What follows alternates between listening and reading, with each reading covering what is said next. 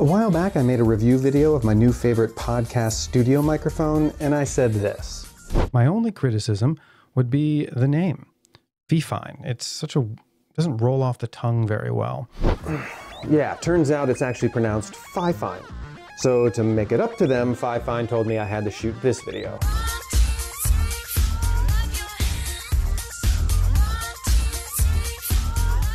No, I'm joking.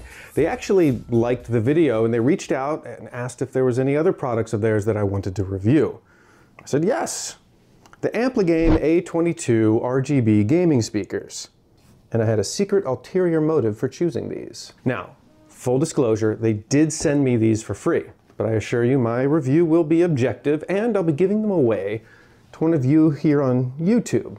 More on that later. In the event you do decide you want to try them out, buying them with the link in the description below will earn me a tiny commission from Amazon, not FiFine. And those nickels and dimes go directly back into making more content for this channel. So let's take a look at the hardware. Out of the box you get 2 speakers and a sub. Speakers connect via provided USB-C cables. There's a 3.5mm aux cable and of course a power supply.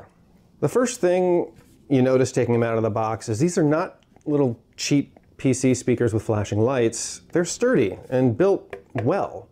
They're not super hefty like some high-end ones. They feel solidly in the middle there, right where you'd expect at this price point, about $73.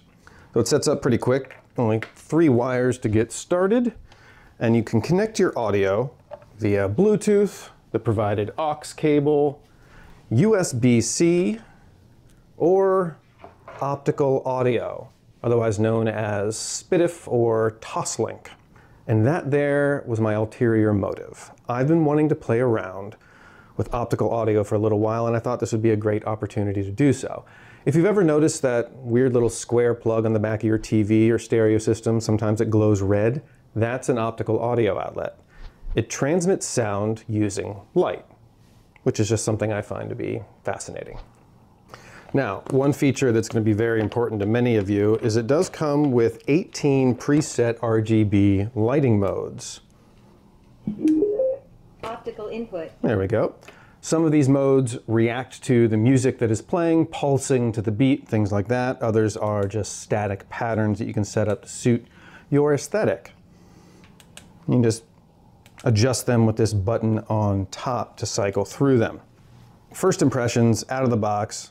They look very nice. They're not overly engineered or overly designed. They could fit a lot of different setups and suit, people's gaming needs. Now, these are marketed as gaming speakers, but FiFine also touts their usefulness as a home theater alternative to a soundbar or some other system. So I will be testing them out in both use cases and giving you feedback on their usefulness in those applications, how they sound, especially comparing the different input options. So let's start with the gaming setup.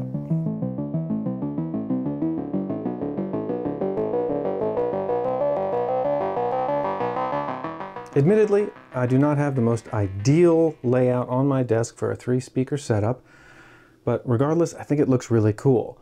Having to do the additional cable management wasn't ideal, but otherwise, setup was simple, and having so many input options is going to be good for those gamers that are picky about, for instance, how many USB ports they use or something like that.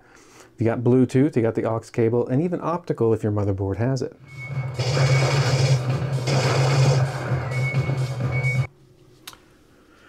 There's something to be said for the visceral feeling of the audio coming at you from speakers versus most people who game with headphones. Single player, this seems to work really well.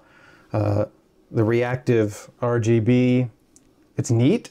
I think it's more interesting for music because my eyes are focused on the screen, not the little light bars underneath, but still pretty cool.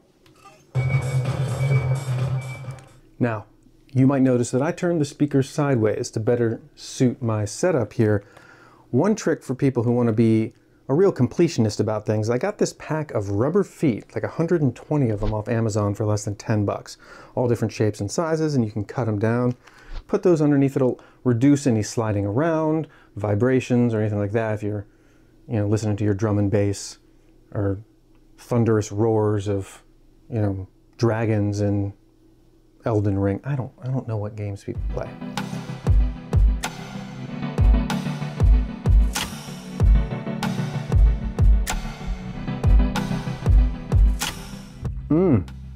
That's correct. For the home theater portion, I decided to test it out in the bedroom. Chiefly because we have one of those Samsung frame TVs and it sits right up against the wall, so the audio is not that great. I thought this might help, and it has. Plus, I gotta say, I think the speakers blend in well with all the other things that we have on our dresser there. It doesn't exactly scream sound system, and if the RGB gets annoying, I can just turn that off. Immediately, the sound difference is night and day. Overall, I'm pleasantly surprised. I really like these as the speakers in our bedroom here, except for one little hurdle that I've run into.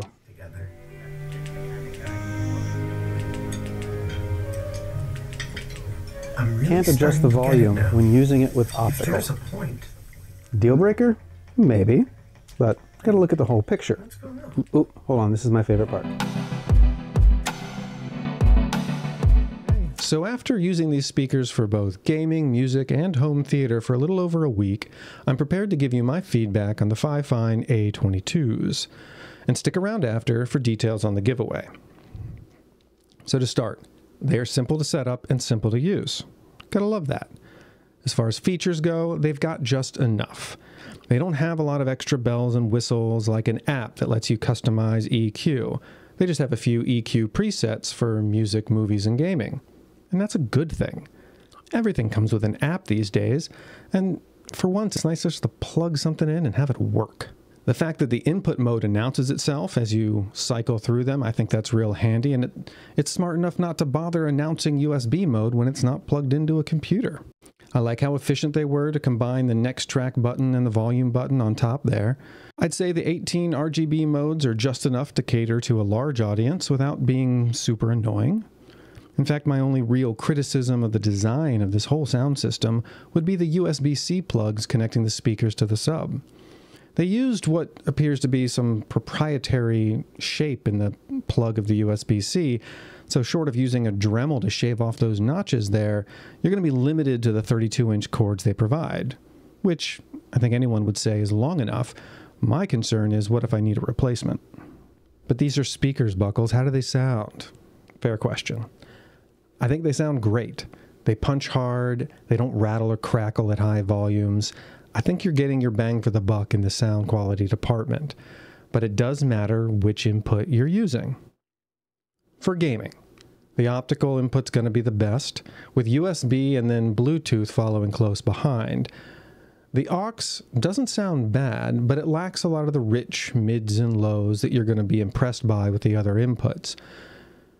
If you have to use the aux input, use the line out option on your motherboard, not the headphone jack. Trust me. For home theater, overall, I think this is where these speakers are going to struggle to suit a lot of people. The best option for connecting to your TV is going to be the optical audio. That's a digital signal, ones and zeros traveling over fiber optics, so the job of changing the volume is left to the speaker controls themselves. And since the A22s don't come with a remote control, you're going to have to get up and go change the volume manually each time. This will likely be a deal breaker for some of you. My suggestion to FiFine would be, if you want this to be a home theater option, build in an IR receiver sensor into the unit. You don't have to ship a remote control with it. Most smart TVs these days allow you to program its own remote to your sound system or soundbar or something like that. That could be one solution. The only other output option I had on my TV was a headphone jack, and just like I intimated with the computer there, the bass was all muffled and blah. I wouldn't even consider it an option. But if you do have Bluetooth on your TV as an option, that might actually solve all the other problems I listed here. Unfortunately, I wasn't able to test that out with my TV. Bottom line, if you're fine with some of the limitations that I've mentioned here, these could work well for you as a home theater option. But if you're a PC gamer looking for a sound system under $100, these are definitely going to deliver the goods, especially if they fit the aesthetic that you're looking for. Before I go, I'd like to thank FiFine for providing the speakers for me to review. It's been a blast making this video, and I hope you found this video useful or at least entertaining. So my apologies to anybody who's watching this after the deadline. But since you're here, go ahead and subscribe. I'm sure we'll be having this much fun again sometime in the future.